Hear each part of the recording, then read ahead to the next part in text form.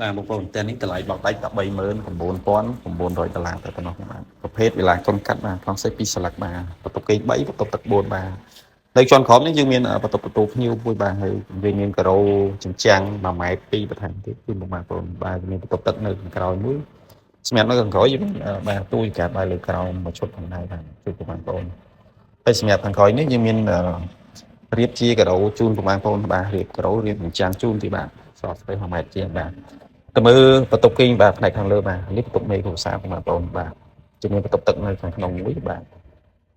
បន្ទប់មេគ្រួសារធំទូលាយបាទបងប្អូនបាទវាមានវេរ៉ង់ដាបាទស្ងាត់បងប្អូនបងហាកាយបាទ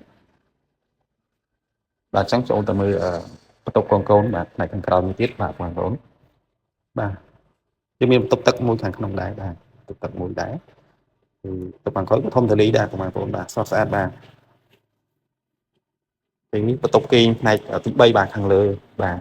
គេងផ្នែកទី3ជាន់ខាងលើបាទហើយនៅខាងមុខបាទខាងមុខយើងមានជាដបូលបាទបាទបងប្អូនជាមានដបូលខាងលើបាទមានសញ្ញាថែមជូនបាទតម្លៃពិសេសជូនបាទ$39,900ទេបាទ